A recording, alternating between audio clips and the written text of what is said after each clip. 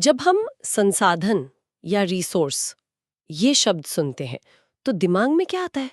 कोयला, पेट्रोल, लोहा, शायद जंगल। मतलब वो चीजें जिन्हें हम जमीन से निकालते हैं या इस्तेमाल करते हैं। लेकिन क्या एक आइडिया भी संसाधन हो सकता है या एक सॉफ्टवेयर कोड? आज हम इसी की गहराई में उतरेंगे। हमारे पास स्रोत के तौर पर कक्षा 8 की भूगोल की किताब से कुछ पॉइंट्स हैं। अब कोई सोचेगा कि 8वीं क्लास की किताब, लेकिन अक्सर बुनियाद में ही सबसे दिलचस्प आइडिया छिपे होते हैं और हम देखेंगे कि ये साधारण से लगने वाले विचार असल में कितने गहरे हैं। बिल्कुल। आज का मकसद सिर्फ परिभाषाएं दोहराना नहीं है। हम ये समझने की कोशिश करेंगे कि किसी भी चीज को संसाधन बनाता क्या है। हम इस सोच को तोड़ेंगे कि संसाधन सिर्फ भौतिक वस्तुएं होती हैं। और सबसे जरूरी बात, हम ये देखेंगे कि इन संसाधनों के इस्तेमाल का रिश्ता हमारे भविष्य से, हमारी अर्थव्यवस्था से और यहां तक कि पूरी दुनिया की राजनीति से कैसे जुड़ा है। तो चलिए इस बुनियादी विषय के असाधारण पहलुओं को खंगालते हैं। चलिए, तो सबसे पहले और सबसे बड़े सवाल से ही शुरू करते हैं। संसाधन आखिर है क्या? किताब में जो परिभाषा है वो तो सीधी है। कोई भी वस्तु जिसका उपयोग इंसान अपनी जरूरतें पूरी करने के लिए कर सकता है वो एक संसाधन है। लेकिन ये सुनने में जितना आसान लगता है उतना है नहीं, है ना? बिल्कुल नहीं। यहाँ जो कीवर्ड है वो है उपयोग। देखिए, सदियों तक यूरेनियम जमीन के नीचे पड़ा एक मामूली पत्थर था, किसी काम का नहीं, कोई कीमत नहीं। लेकिन जैसे ही इंसान ने न्यूक्लियर फिजन की तकनीक खोजी, वही पत्थर दुनिया का सबसे शक्तिशाली और कह सकते हैं खतरनाक ऊर्जा स्रोत बन गया। अच्छा, तो क्या बदला? पत्थर नहीं बदला, इंसान का ज्ञान बदला। असल में कोई भी चीज अपने आप में संसाधन नहीं होती, उससे संसाधन बनाता है इंसान का ज्ञान, उसकी जरूरत और तकनीक। नदी हजारों साल से बह रही थी। हाँ, वाह, ये तो सोचने का पूरा नजरिया ही बदल देता है। इसका मतलब संसाधन कोई स्थिर चीज नहीं है, ये एक डायनामिक कॉन्सेप्ट है जो हमारी टेक्नोलॉजी और जरूरतों के साथ लगातार बदलता रहता है। कल तक जो बेकार था आज वो बेशकीमती हो सकता है। एग्जैक्टली। और जो आज बेशकीमती है, हो सकता है कल किसी नई खोज के बाद उसकी उतनी कीमत ना रहे। ये पूरी कहानी प्रकृति और इंसान के बीच के रिश्ते की है, जहां इंसान अपनी बुद्धि से प्रकृति को एक नया मतलब देता है। ठीक है, ये एक मजबूत शुरुआत है। अब हमारे स्रोत इन संसाधनों को 3 मुख्य श्रेणियों में बांटते हैं। प्राकृतिक मतलब नेचुरल, मानव निर्मित यानी ह्यूमन मेड, और स्वयं मानव ह्यूमन। मुझे ये तीसरी कैटेगरी बड़ी दिलचस्प लगी। किसी इंसान को संसाधन कहना, क्या ये थोड़ा अजीब नहीं है? ऐसा लगता है जैसे हम किसी व्यक्ति को वस्तु की तरह देख रहे हैं। है तो उसका मतलब इंसान को वस्तु की तरह देखना नहीं है।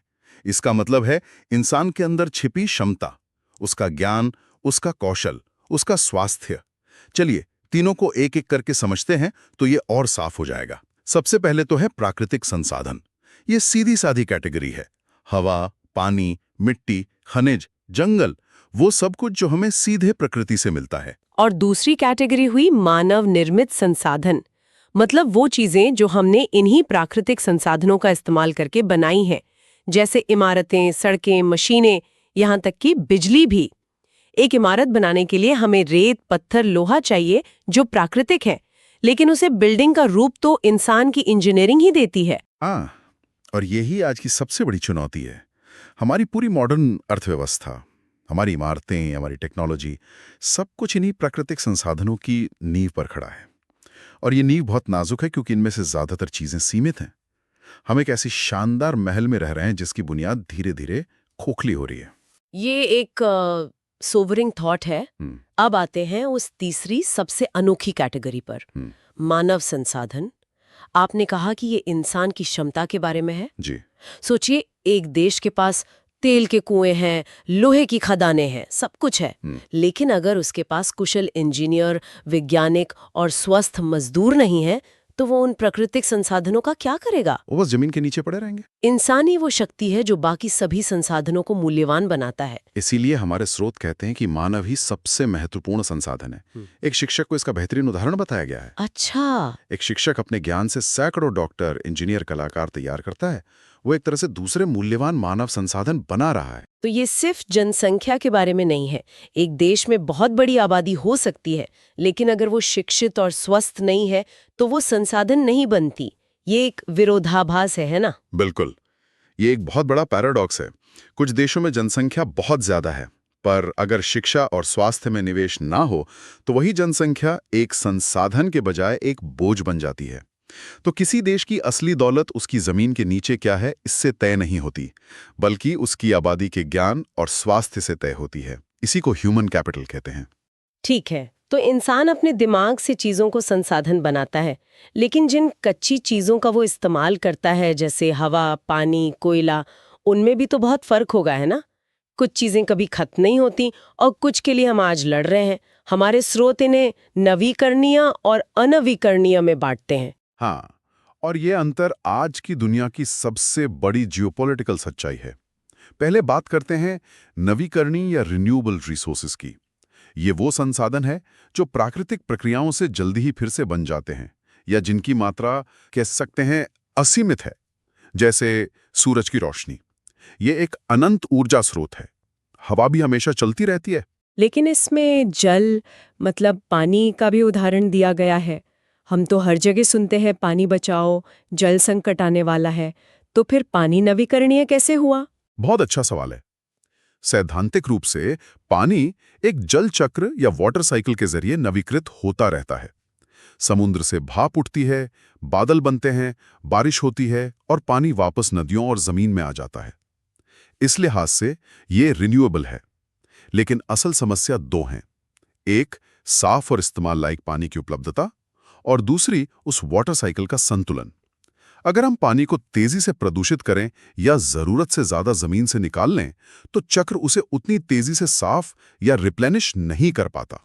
एक बहुत नाजुक मौसम पर आधारित मशीन है। क्लाइमेट चेंज उस मशीन को ही बिगाड़ रहा है। कहीं बेहिसाब बाढ़ आ रही है तो कहीं भयंकर सूखा पड़ रहा है। तो कागज पर भले ही पानी नवीकरणीय हो, लेकिन जमीन पर उसकी रिन्यूएबिलिटी बहुत अविश्वसनीय होती जा रही है। यही आज का जल संकट है। ये बात तो समझ में आ गई। अब आते हैं दूसरी ज्यादा डरावनी लगने वाली कैटेगरी पर, अनविकरणीय, नॉन रिन्यूएबल रिसोर्सेज। हाँ, ये वो संसाधन हैं जिनका भंडार पृथ्वी पर सीमित है। उन्हें बनने में लाखों करोड़ों साल लगे हैं, और अगर वो एक बार खत्म हो गए तो उन्हें दोबारा बनने में फिर उतनी ही लाखों साल लगेंगे। यानी हमारी कई पीढ़ियां उन्हें दोबारा नहीं देख पाएंगी। सभी जीवाश्म ईंधन जैसे कोयला, पेट्रोलियम और प्राकृतिक गैस इसी में आते हैं। स्रोत में बताया गया है कि पेट्रोलियम लाखों साल पहले मरे हुए समुद्री जीवों से बनता है। ये फैक्ट हम सबने सुना है, पर शायद इसके असली मतलब पर कभी गौर नहीं किया। इसे इस तरह से सोचिए, लाखों सालों तक सूरज ने पौधों और समुद्री जीवों को अपनी ऊर्जा दी। जब वो मरे और जमीन के नीचे दबे, तो वही सूरज की ऊर्जा गर्मी और दबाव के कारण उनमें कॉन्सेंट्रेट होकर कोयले और तेल के रूप में जमा हो गई है। तो जब हम आज पेट्रोल या कोयला जलाते हैं, तो हम असल में लाखों साल पहले की स्टोर की हुई धूप को जला रहे होते हैं। बिल्कुल, हम पृथ्वी के जियोलॉजिकल बैंक अकाउंट से लाखों साल की बचत को बस 200-300 साल में खर्च कर रहे हैं। जिस रफ्तार से हम ये बचत निकाल रहे हैं, वो चौंकाने वाली है। ये सुनने के बाद ऊर्जा संकट शब्द का मतलब ही बदल जाता है। ये तो एक तरह से पृथ्वी की बचत को उड़ाने जैसा है। तो ये हमें सीधे उस मुद्दे पर लाता है जिसके बारे में हमारे स्रोत बात करते हैं, संरक्षण और सतत विकास, सस्टेनेबल डेवलपमेंट। ये शब्द हम हर जगह सुनते हैं, पर इसका असली मतलब क्या है? सतत विकास सुनने में बहुत अच्छा लगता है, लेकिन इसे लागू करना बेहद मुश्किल है। इसकी परिभाषा है, आज की अपनी जरूरतें इस तरह पूरी करो कि आने वाली पीढ़ियों को अपनी जरूरतें पूरी करने में कोई समझौता न करना पड़े। यह विकास और पर्यावरण के बीच एक संतुलन बनाने की कोशिश है। लेकिन ये संतुलन बनाना ही तो सबसे मुश्किल काम होगा। सबसे मुश्किल। सोचिए, एक विकासशील देश को अपने लाखों लोगों को गरीबी से निकालना है। उसके लिए उसे फैक्ट्री चलानी है, घर बनाने हैं, बिजली चाहिए, और उसके लिए सबसे सस्ता और आसान ऊर्जा स्रोत है कोयला, जो उसके अपने देश में मौजूद है। अब विकसित देश जो पिछले 200 साल से कोयला जलाकर ही अमीर बने हैं, वो आकर उस विकासशील देश से कहते हैं कि आप कोयला मत जलाओ, इससे पर्यावरण खराब होता है। तो ये तो एक नैतिक और आर्थिक दुविधा हो गई। वो देश अपनी तरक्की कैसे करेगा? यही आज का सबसे बड़ा भूराजनीतिक मुद्दा है। वर्तमान की जरूरत और भविष्य के पर्यावरण में संतुलन बनाना एक ग्लोबल बहस का विषय है। सतत विकास का रास्ता इसी बहस के बीच से निकालना है। ये सिर्फ पेड़ लगाने या प्रदूषण कम करने के बारे में नहीं है, ये देशों के बीच विकास के अधिकार और जिम्मेदारियों के बंटवारे के बारे में भी है। और जब हम इस संतुलन को बिगाड़ते हैं तो उसके नतीजे भी हमारे स्रोतों में बताए गए हैं, जैसे भूमि क्षरण, सॉइल डेग्रेडेशन, वनों के कटाव से मरुस्थलीकरण और मिट्टी का कटाव। ये सब सुनने में बड़े एकेडमिक शब्द लगते हैं, पर इनका असर तो सीधा हमारे जीवन पर पड़ता होगा। बिल्कुल, ये एकेडमिक शब्द असल में खेती, पानी और हमारे भोजन से जुड़े संकट हैं। जब जंगल कटते हैं तो पेड़ों की जड़ें जो मिट्टी को पकड़ कर रखती हैं वो खत्म हो जाती हैं। फिर तेज बारिश या हवा उपजाऊ मिट्टी की ऊपरी परत को बहा ले जाती है। इसी को मिट्टी का कटाव कहते हैं। धीरे धीरे उपजाऊ जमीन बंजर होने लगती है और रेगिस्तान में बदलने लगती है। इसका सीधा असर किसानों की आमदनी और देश के अनाज उत्पादन पर पड़ता है। तो क्या इन समस्याओं से निपटने के कुछ उपाय भी हमारे स्रोतों में बताए गए हैं? हाँ, और दिलचस्प बात यह है कि ये उपाय कोई नई रॉकेट साइंस नहीं है, बल्कि कई तो हजारों साल पुरानी तकनीकें हैं। जैसे वृक्षारोपण, ज्यादा से ज्यादा पेड़ लगाना, ये मिट्टी को बचाने का सबसे असरदार तरीका है। वर्षा जल संचयन, रेन वाटर हार्वेस्टिंग, यानी बारिश के पानी को तालाबों या टैंक में इकट्ठा करना, ये भी भारत में एक बहुत पुरानी परंपरा रही है। और पहाड़ी इलाकों के लिए सीढ़ी नुमा खेती या समोच्च जुताई का भी जिक्र है। हाँ, टेरेस फार्मिंग या कॉन्टो प्लॉइंग, पहाड़ी ढलानों पर सीढ़ियां बनाकर खेती करने से पानी तेजी से नीचे नहीं बहता, वो ठहरता है, जमीन में जाता है और मिट्टी को भी अपने साथ बहाकर नहीं ले जाता। ये सब तरीके सतत विकास की सोच का ही हिस्सा है।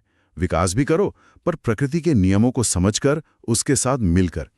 मुझे याद है मेरे बचपन में लोग अपनी गाड़ियां पाइप से घंटों धोते थे और कोई कुछ नहीं सोचता था। आज वही करने पर पड़ोसी घूर कर देखते हैं। हमारी सोच में एक छोटा ही सही पर बदलाव आया है, और यही बदलाव बड़े स्तर पर जरूरी है। तो आज की इस चर्चा को अगर समेटा जाए तो हम इस नतीजे पर पहुंचते हैं कि संसाधन सिर्फ जमीन में दबी चीजें नहीं है।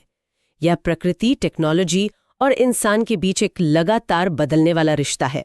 और इस रिश्ते में सबसे जरूरी कड़ी खुद इंसान है, जो अपने ज्ञान से किसी भी पत्थर को पारस बना सकता है। आपने बिल्कुल सही सारांश दिया, और इसी को हमारे स्रोत संसाधन विकास या रिसोर्स डेवलपमेंट कहते हैं। ये सिर्फ संसाधनों को निकालने या इस्तेमाल करने के बारे में नहीं है, ये उन्हें इस तरह इस्तेमाल करने की कला और विज्ञान है जिससे वर्तमान भी बेहतर हो और भविष्य भी सुरक्षित रहे। ये एक बहुत बड़ी जिम्मेदारी है। जाते जाते एक विचार मन में आ रहा है। आज हमने ये स्थापित किया कि मानव का ज्ञान और कौशल ही असली संसाधन है जो बाकी सब कुछ बनाता है। भविष्य में जैसे जैसे आर्टिफिशियल इंटेलिजेंस यानी AI और ज्यादा काबिल होती जाएगी, तो हम उसे क्या मानेंगे? क्या वो सिर्फ एक मानव निर्मित औजार होगा या वो खुद एक नए प्रकार का संसाधन बन जाएगा? और अगर हाँ, तो उस संसाधन का मालिक कौन होगा और उसका इस्तेमाल कैसे होगा? ये एक ऐसा सवाल है जो शायद अगली पीढ़ी के लिए उतना ही बड़ा होगा जितना हमारे लिए तेल और पानी का सवाल है।